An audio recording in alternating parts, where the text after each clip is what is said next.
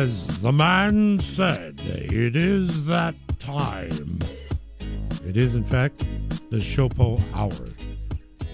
I wanted to sound like that guy. Do you guys remember what was the Beverly Hills Cop? Ironically, Beverly Hills Cops. Here we are with the SHOPO boys. Eddie Murphy walks in and makes a scene at a very high establishment, posh restaurant. And then the chief questions what Eddie Murphy did as a Detroit cop in Beverly Hills. And he goes, "Is this the man who ruined the buffet at the Harry Club last night? Is this the man?" I figured I'd use that to introduce the fellas in studio. Is this Brother Nick involved with everything that's all good and moral in the world? Is this Brother Steve, swimsuit model for Playgirl magazine? Is this Mark Criccio, the most eligible bachelor in the room? Okay, I'm done. That's as much as I got today. I couldn't think of a better way, Rick, for you to kick it off with intro. Appreciate you for that. There we go. Whenever you can bring up Beverly Hills Cop. Hey, I'll never forget that movie, man, because when it first came out, I went to it because I had a smoking date, man. I'll never forget that movie. I was living in New York at the time. She was smoking. So that was our first date. Is this the man who went to Beverly Hills Cop with a smoking hot? I'm sorry, I got to follow up. Mark, first and last, or was that? Oh, no, sorry. Come on, nerd. And then the banana in the tailpipe. The banana in the tailpipe. You just take that banana. Yes, Damon Wayans. Yep.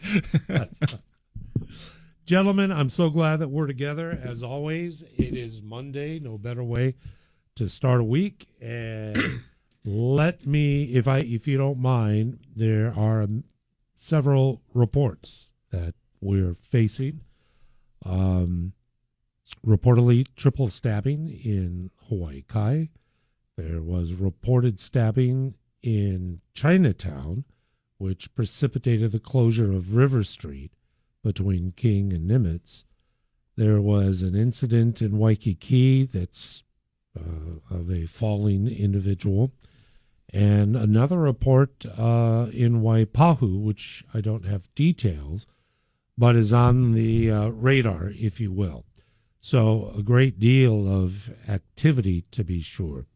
I'll turn it over to you, just the fundamentals.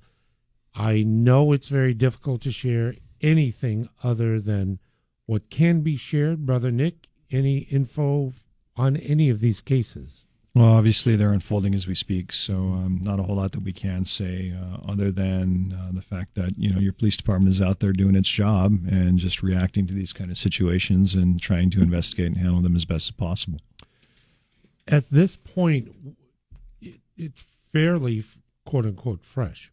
I mean, it was just hours ago, Hawaii Kai, when the report came in. And in Chinatown, as I came into work, HPD presence on Nimitz, and I was on Nimitz and River, What happens at this stage? What takes place in an investigation immediately after a call of this nature?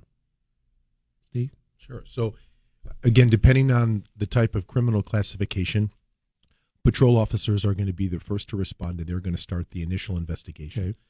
They're going to look for witnesses. They're going to cordon off the scene depending on what happened.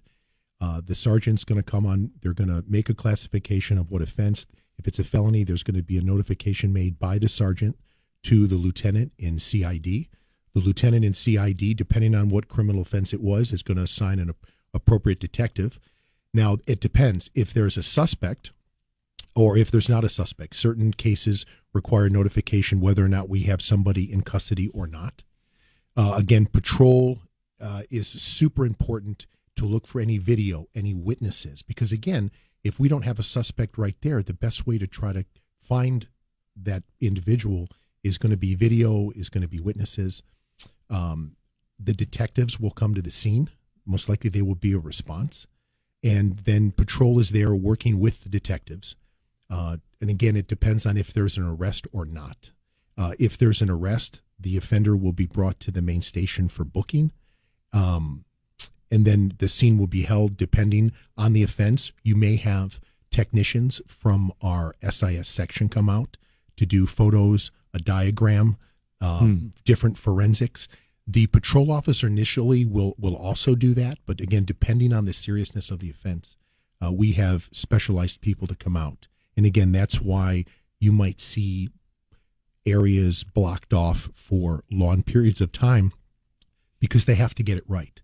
One thing that the public needs to realize is that offenders are provided a robust defense and they get their day in court, but there are technicalities that can have cases tossed out. So it's a very meticulous and very precise investigative process that's followed, because if anything is mishandled or done inappropriately, you can get a case not accepted by the prosecutor or tossed out because of, let's say, some protocols that police the investigation maybe didn't do appropriately. Is there a template that is followed? A standardized methodology, Nick? Yeah, to a certain extent there is, but at the same time, each situation isn't exactly the same as the one before or the one after. So they're definitely unique on a case-by-case basis. But one of the things about those types of situations, murder, attempted murder, high-profile felony-type cases, especially when a suspect is in custody, is the amount of split-second decision-making that has to be made, especially by the very first people at the scene.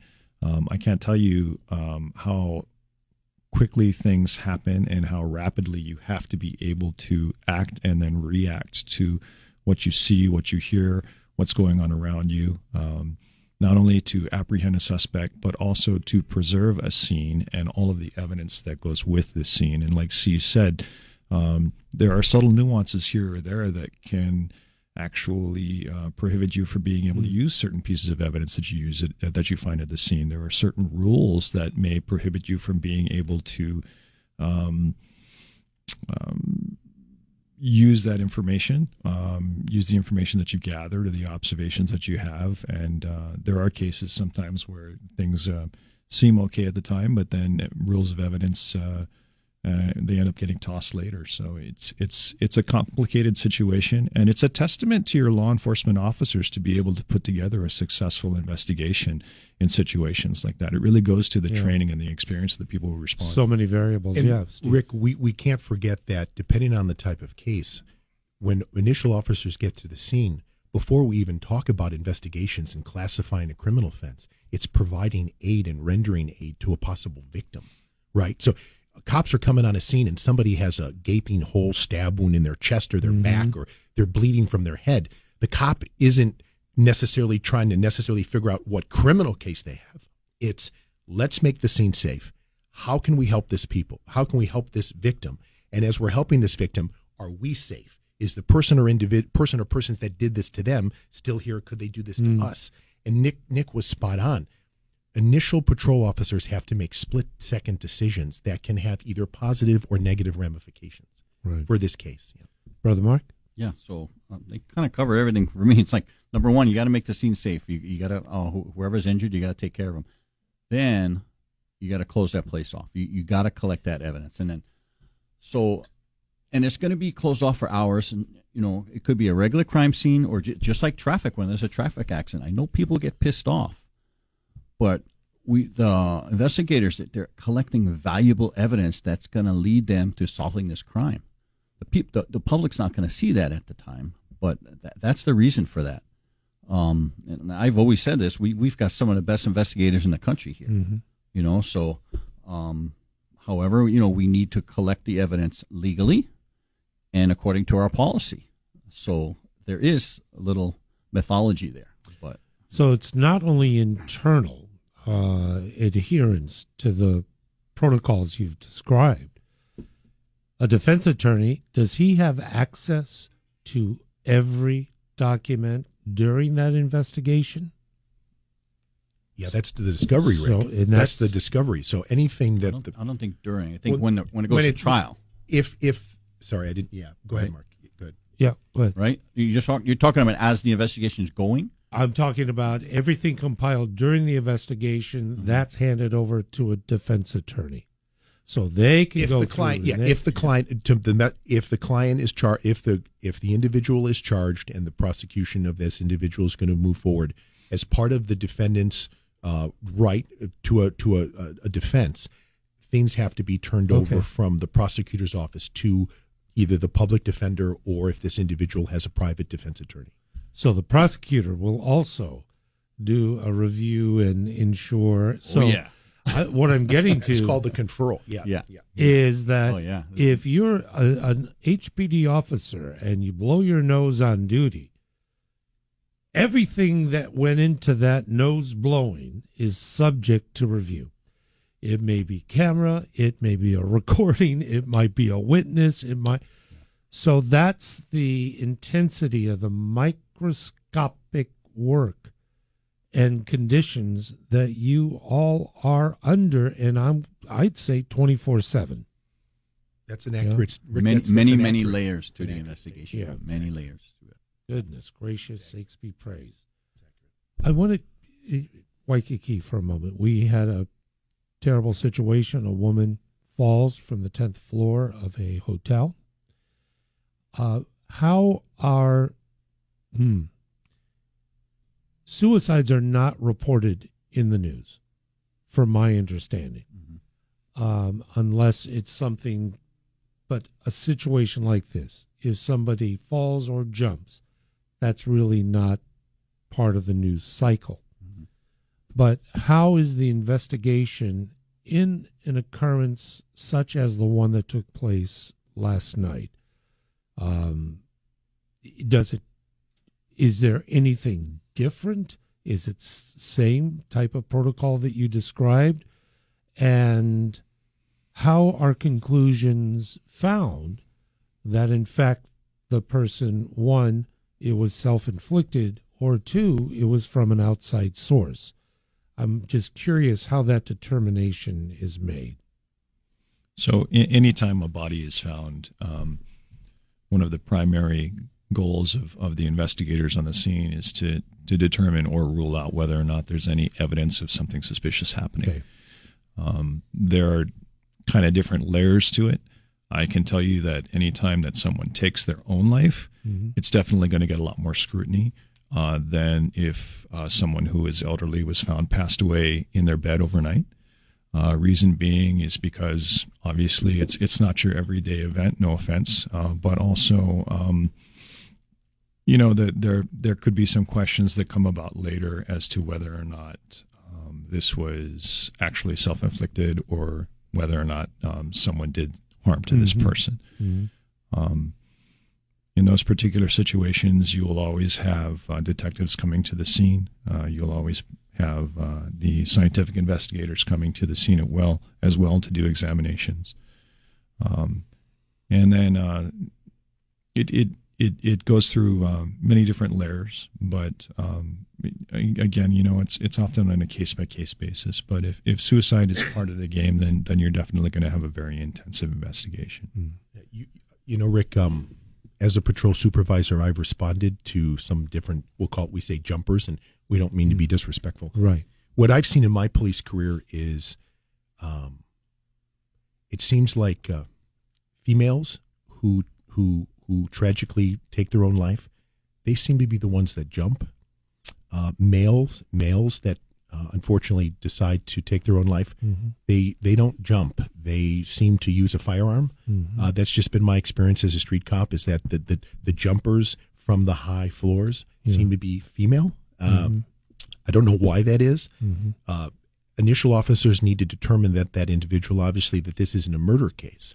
It's classified as an unattended death, and then protocols are followed.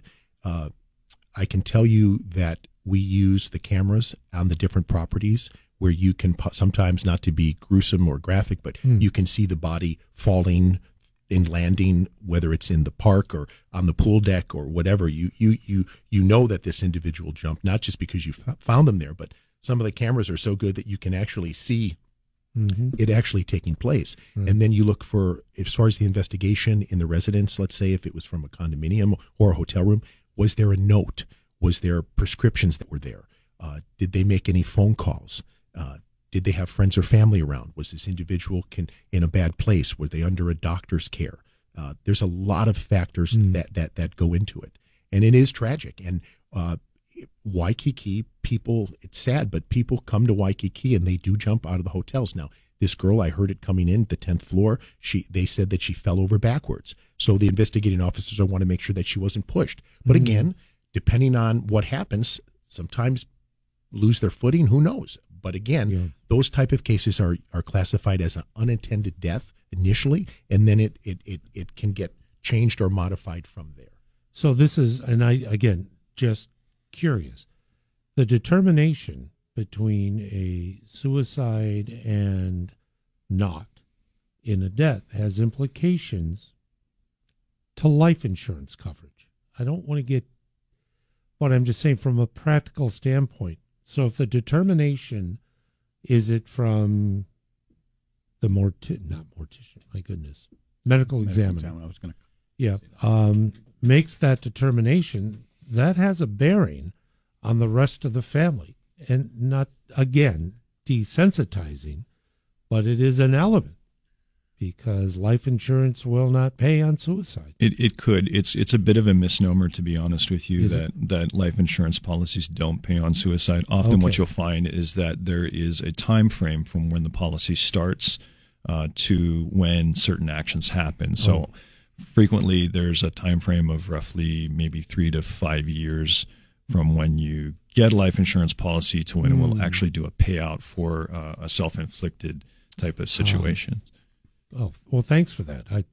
I continue that in. And finally, Brother Mark in Waikiki, your thoughts and how often underreported, non-reported, does the general public really even need to know? No, they don't need to know. And when I worked down there, I mean, we had quite a few. And then a couple times the news would show up, and I just look at them. I go, really? Yeah. How about a little privacy for the family? And, So I think they've gotten a little better, but, they're always looking for the big story. But, it happens. And then another thing with the investigations, a lot of times we'll lean a little bit on the medical examiner, like you covered, right? Want to see toxology or stuff like that, right? Yeah. Something that we cannot see. But there's, like Nick covered, there's many, and Steve, many layers of, was there a note, who, hotel room, who entered that room, get, the printout of the key card and all that stuff. So investigation is very, very, very thorough. Oh, yeah. And piggybacking off what Mark said as far as the investigation goes, sometimes, Rick, you might see that sheet because we want to keep the deceased covered, but we can't move that body. We're waiting for the medical examiner to come, right? If you see a body like that, patrol officers are not going to move that body. That scene is secure. And then the medical examiners, all the SIS, everybody comes out. And again, that's all to try to determine the cause of death. And these medical examiners, man, they're so talented. And the doctors that do that kind of forensic work, they work up the toxicology. They can look at a body and they can determine things like, oh, well, yeah, we think the neck is broken. There's this and there's that. They're just so well trained.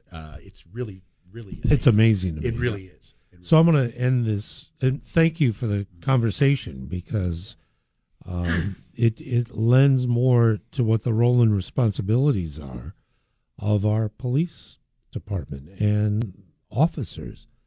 And I commend, empathize, appreciate that you are put in situations that the rest of us would never be able to handle. I know me, and I'm one of those guys.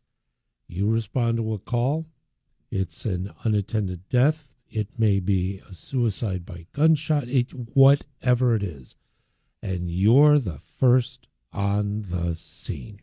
And what you experience in your professional lives has no doubt an impact on your personal lives, but this is an indication of the resolve, professionalism.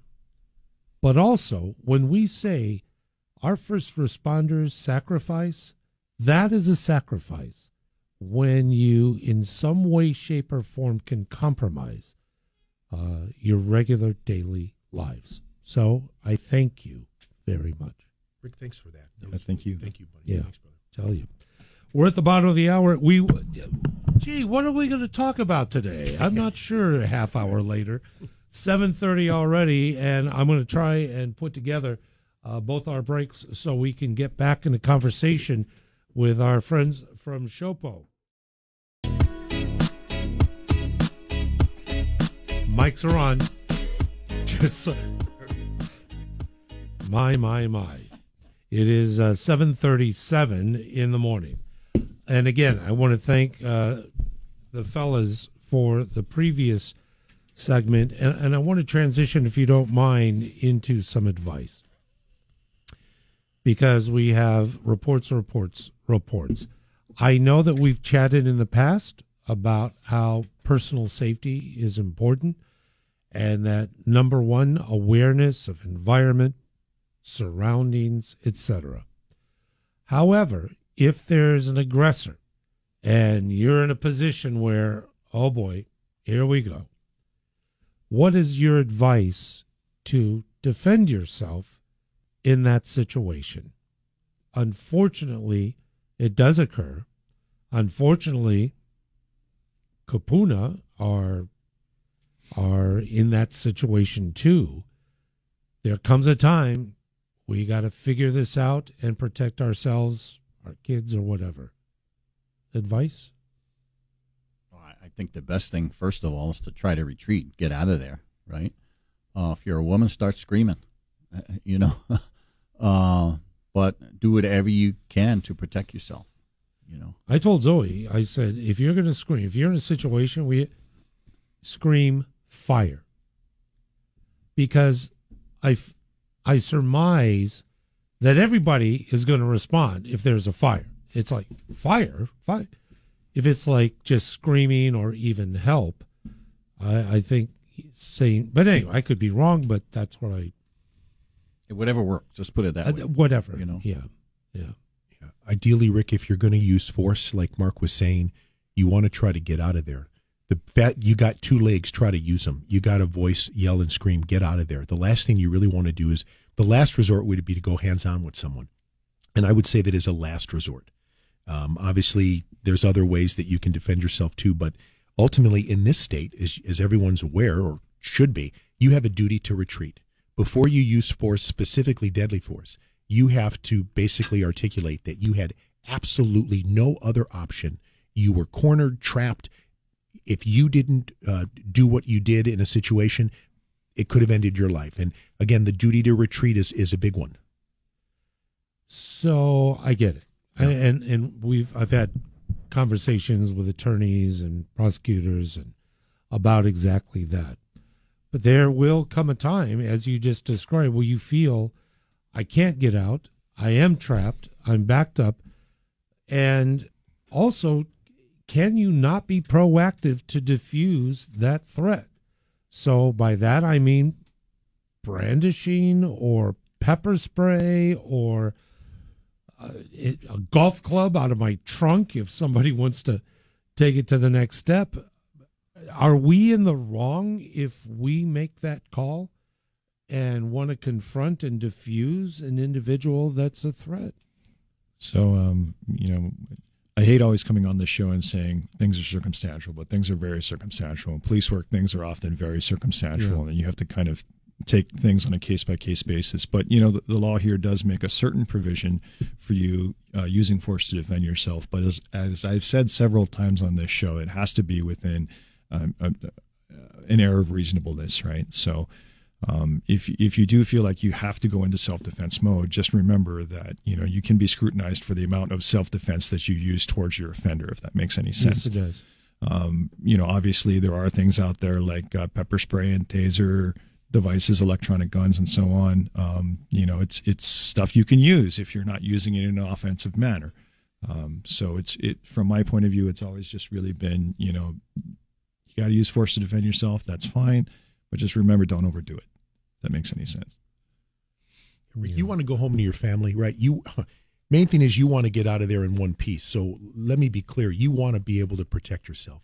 we're kind of going into some nuances where after you choose to protect yourself, however you choose to do it, and whatever the outcomes are for whatever the outcome is that you don't get caught up later with any criminal charges or any kind of stuff like that. Ultimately, you want to make sure you're safe. Yeah. So if that's a golf club or whatever you're talking about, I do it. But again, when the dust settles, would a reasonable person find that your actions were reasonable and that's the only option? I can tell you right now, picking up a golf club and hitting someone with a golf club or running out of the situation, you got to run out of the situation. You basically have to retreat first. Now, if that person starts chasing you, and like Nick was saying, we're talking about hypotheticals. Right. But again, if you use force against another person, it has to be reasonable, okay, for what you got yourself into. And again, I think it's smart to show that you did your best effort to diffuse the situation. Can you make a disclaimer to an individual saying, stop? If you don't stop, I am threatened by you, I am fearful, and I'm warning you that if you continue, I'm going to do whatever it takes to defend myself. If that's a public statement, or if it's mentioned and the aggressor still encroaches upon you, is that enough? To me, if you could articulate the reason for your force, yeah, you're good to me, but you're going to have to defend it. And like yeah. Steve said, would a reasonable person do that, right? Yeah. They're going to go by that. And just remember, right, this idiot is going to have a defense attorney that's going to tear you apart on the stand. So make sure that you can articulate your actions, right? Gotcha. I don't know, Rick. My mind's going with what you said. In the amount of time it took you to say that, could you have left the situation before you needed to say that? But if you're backed into a corner at an elevator, it's late at night, you're boxed in, there's two guys coming for you, if you want to say that because there's witnesses around, that's fine. The best thing that could happen actually is that there's independent witnesses that see what's happening, that don't know you and don't know this attacker, and then they can articulate, being a neutral party, what happened. That would be the ideal situation if you found yourself being attacked and needed to use force to defend yourself. Gotcha. 7:44 in the morning here on News Radio 830 KHVH. See, we have one segment left.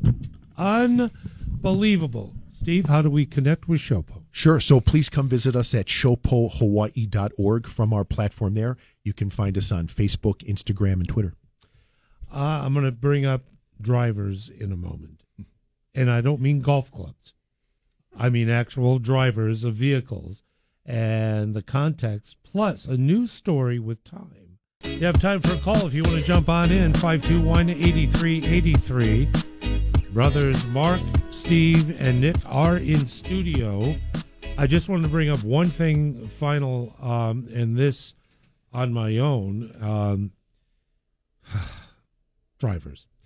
So even on the way into work, even with HPD on Nimitz and River, lights on, present, there's still an idiot, moronic Stevie Wonder must have been driving to work this morning, because we're in separate lanes. He just comes over and he keeps going, and I'm on my horn. I can't go any further because there are officers on the side, and this idiot just keeps drifting over. And then I'm drifting. I finally just hit the brakes, and this pathetic excuse for a human being continues. Yes, I use that language with drivers because it frosts me. And, of course, guess what kind of truck it was? Lifted Toyota Tacoma. Yeah. 2003, brand new Toyota Tacoma. Brand new 2003. And I'm like, So I'm thinking to myself, if we have dash cams, is evidence of the video of a dash cam that captures these images, can those be used if you want to pursue somebody who's an idiot? Yeah, the simple answer is absolutely. Dash I'm cameras, buying one now. I'm going to be straight with you. Dash cameras are a very valuable tool.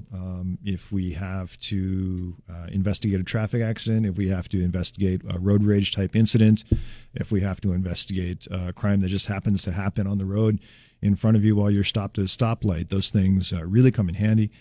They're good for you also for insurance purposes. If you get into a car accident or something like that and you're definitely not at fault, your insurance company is going to want to see that footage. So I would recommend to anybody out there that if you have the opportunity to get one of those, go ahead and get it. And if you are in a situation where you feel like you need to show it to the police department, we're happy to look at the footage. So is there a 360 dash cam, or would you have to install, for instance, rear, front, side? Because I'm trying to think of how we can really capture if there's an infraction against if you own a Tesla, it's all covered, right? There's cameras all over that car. Is that right? Yeah. God, But for a guy that owns a Camry Spark like you know, no, 2003. So I'm guessing you could. Right. You would have to maybe install maybe a rear and a front one. Okay. But I know Tesla, they got cameras all over that thing. Yeah. Mark drives a Tesla, but the cameras are on him. So, anyway, final thing. Is it possible for personal body cams? Now, I'm not trying to get all psycho and nutso, but everyday life? We were just talking about personal safety. Is there any advantage, disadvantage, impractical, possible? And then, by extension, what's your take on the newly installed cameras that are downtown and more to come? Not to commingle too much, but little linkage there. I'll jump in just because it's where I work. Yep. I think those cameras are fantastic. Obviously, you navigate who's going to operate them, hours of operation, where the data is going to be stored. But those cameras are going to be an important component in helping officers do various investigations. I think it's, District 1, Major Calvin Sun and Acting Captain Steve Lynn, I know they worked real hard with others to get those cameras up and running because they had been there for a long time. And it was common knowledge that some of the cameras did not work intermittently. Some of the cameras were broke. So the fact now that the Chinatown substation and the Chinatown community has these cameras, it's only going to be a benefit, Rick. Gotcha. Yeah. There a question came up, and I think I'm going to have time to run this if not in its entirety enough. We've had calls about illegal immigrants here in Honolulu that people are encountering, and I'll just say Keomoku Walmart and some other big box, encountering families that are together shopping, buying all fundamentals, basics, and etc. And one encounter anecdotally from Honduras, and they were flown here. And so immigration, there are many communities that are experiencing this, like New York, like Chicago, some West Coast, of placement of those who have crossed, finding places around the country. Immigration is a huge issue and has implications to all of our 50 states. There was a story that you made me apprised of that dealt with statements regarding immigration policy in another country. I want to share a bit of this first on the Laura Ingram program and then get your take and a follow-up how it pertains to us here at home. Let's take a listen. In Poland, well, they have a different approach. They have a very strict immigration system there. They've accepted some refugees from neighboring Ukraine, but they will not allow in people from elsewhere, even if they're seeking asylum.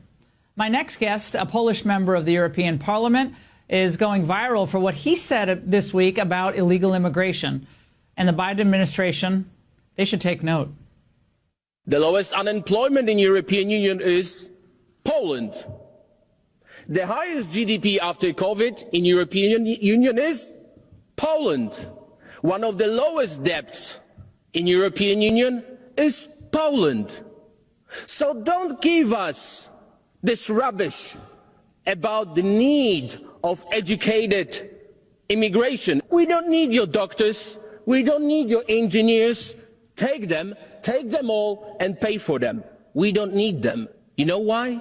Because there's zero terrorist attacks in Poland.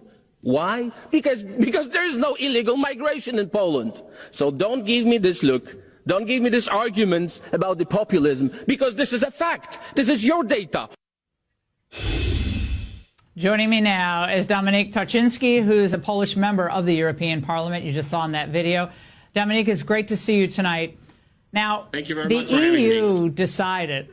The EU decided that this refugee welcoming was very important and a positive development for Europe, all of Europe. And they look down on people like you and Poland in general for its decision to say, no, we have to support and protect our culture, which does not include, the Wahhabist Islamic outlook and Wahhabist policies and traditions.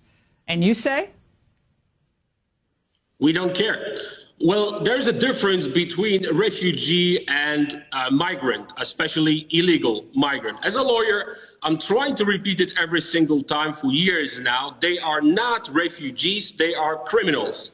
Those who are trying to cross the border illegally are criminals, and as a criminal should be deported, and there is no discussion about it. Our policy is very straight.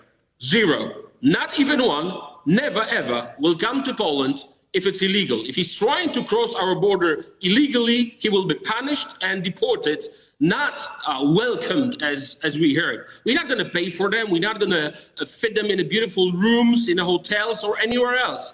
They will not stay on Polish soil. They will not stay in Poland. Poland, as I said in the parliament, and I'm trying to repeat it, Poland is the only country in the European Union without any terror attack. We haven't had any terror attacks in Poland because there is no illegal migration. That's why every single time I'm trying to say, be like Poland, be brave, believe in your own nations. But most of these spineless politicians in here in Brussels are destroying their own countries.